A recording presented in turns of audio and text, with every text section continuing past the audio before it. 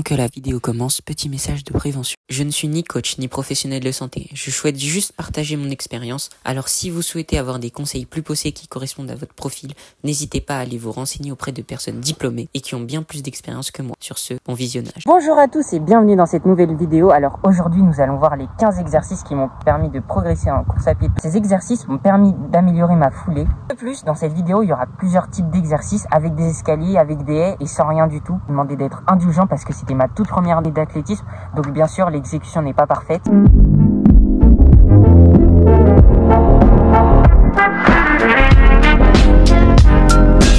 Donc nous allons commencer avec les exercices nécessitant des escaliers. Le premier exercice que je vous propose est un exercice de squat dynamique.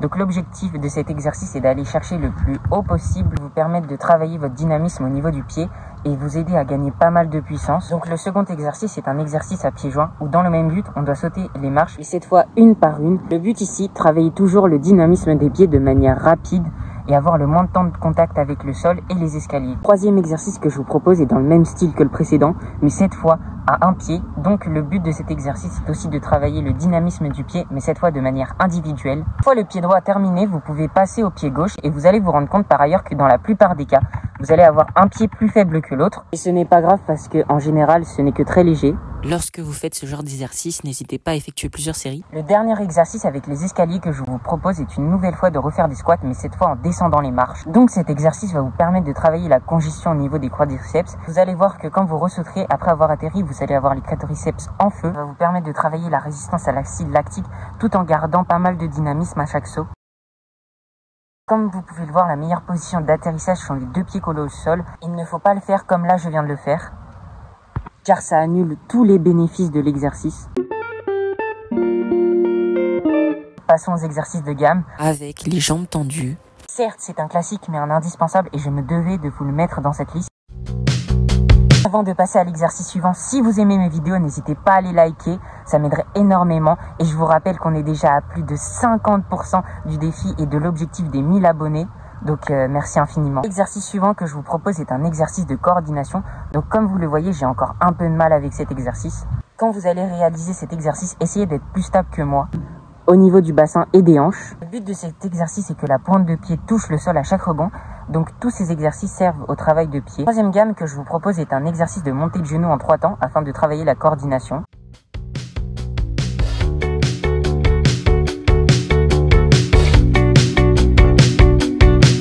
La quatrième gamme que je vous propose est un déroulé de pied lent pour ceux qui ont de mal avec les exos un peu plus rapides. Le but de cet exercice est d'attaquer par le talon. On déroule avec le pied, puis on vient pousser avec la pointe de pied vers le ciel tout en montant les genoux. Donc comme vous le voyez, il existe aussi des exos plus lents. Le but de ces exercices plus lents sont d'être plus stables et travailler le mouvement de déroulé de pied. C'est un peu comme un jambe tendue, mais très lent et vos talons doivent toucher le sol. En général, on réalise ces exercices avec une kettlebell et c'est pour ça que vous me voyez tendre les mains.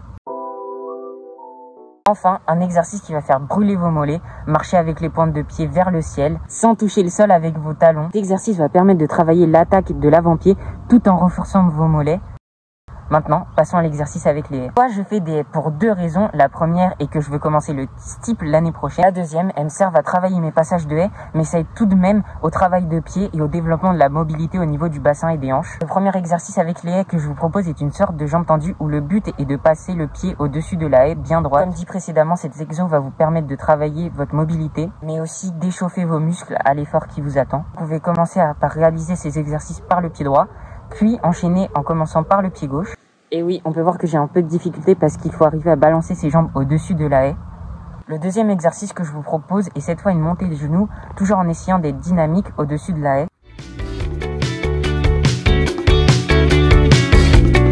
Et comme l'exercice précédent, vous pouvez commencer par le côté gauche ou par le côté droit, puis inverser.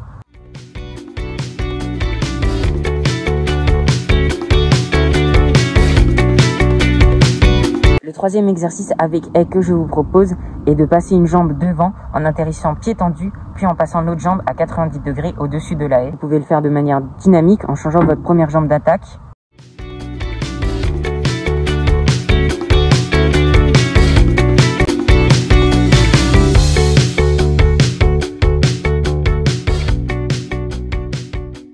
Vous pouvez aussi le faire plus doucement pour ceux qui ont un peu plus de mal ou qui débutent.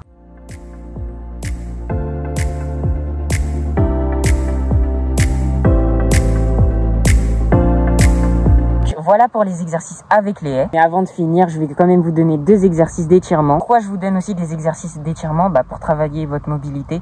Et avoir une bonne mobilité signifie moins de blessures et moins de douleurs. Les étirements permettent par ailleurs de renforcer le corps. Ces 2 exercices d'étirement m'ont permis de développer ma mobilité au niveau du bassin et à réduire certaines douleurs. Le premier étirement que je vous propose, comme vous le voyez, c'est de tendre la jambe puis de balancer son pied vers l'avant.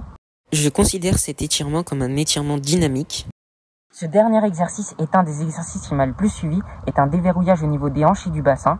Donc comme vous pouvez le voir, il faut vous aider d'un poteau. Il suffit juste de balancer votre jambe droite ou gauche, d'un côté puis de l'autre côté. Comme vous pouvez le voir à ma tête, on peut voir que cet exercice fait très bien effet. Donc voilà, une fois que vous avez fini votre jambe droite, vous pouvez attaquer votre jambe gauche.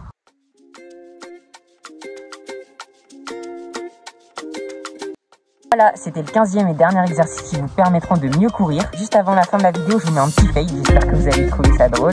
Bon, en tout cas, bonne journée. C'était le Steve.